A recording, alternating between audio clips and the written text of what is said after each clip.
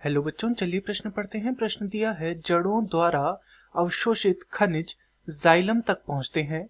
ये खनिज किस प्रकार से पादप के विभिन्न भागों में जहां इनकी अत्यंत आवश्यकता होती है पहुंच जाते हैं?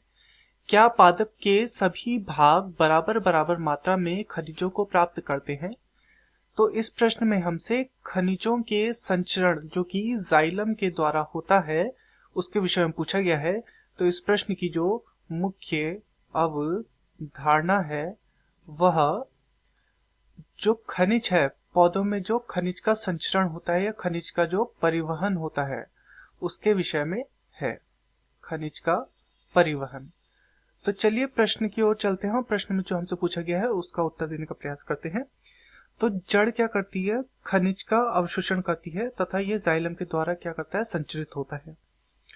तो ये जो संचरण होता है ये होता है वाष्पोत्सर्जन के कारण।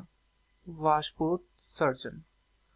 तो वाष्पोत्सर्जन के कारण ये संचरण पौधे के विभिन्न भागों में ये खनिजों को पहुंचा पाता है तथा मुख्यतः ये जो खनिज होते हैं ये पौधे के वृद्धि वाले भागों में अधिक पहुंचाए जाते हैं। पौधे के जो वृद्धि वाले भाग होते हैं वहां तक ये अधिक पहुंचाए जाते हैं।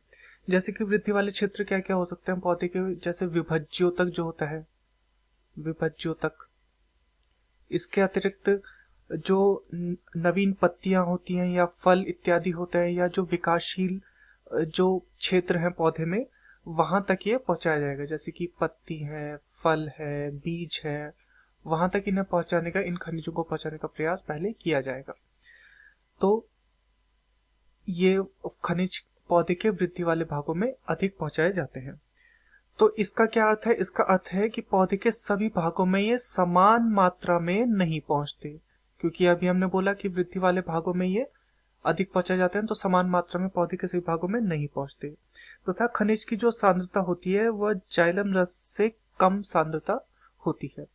तो चलिए प्रश्न की ओर चलते हैं। प्रश्न में हमसे पूछा गया था, जड़ों द्वारा अवशोषित खनिज जाइलम तक पहुंचते हैं। ये खनिज किस प्रकार से पादप के विभिन्न भागों में जहां इनकी अत्यंत आवश्यकता होती है वहां पहुंच जाते हैं? तो ये वाष्पोत्सर्जन के माध्यम से जहां पर इनकी अत्यंत आवश्यकता होती है वहां पर ये पहुंच जाते हैं। क्या पादप के सभी भाग बराबर बराबर मात्रा में खनिजों को प्राप्त करते हैं? तो नहीं, क्योंकि पौधे के वृद्धि वाले भाग अधिक खनिजों को प्राप्त करते हैं बाकी भागों की अपेक्षा में। मैं आशा करता हूं आपकी यह समझ में आया होगा। धन्यवाद।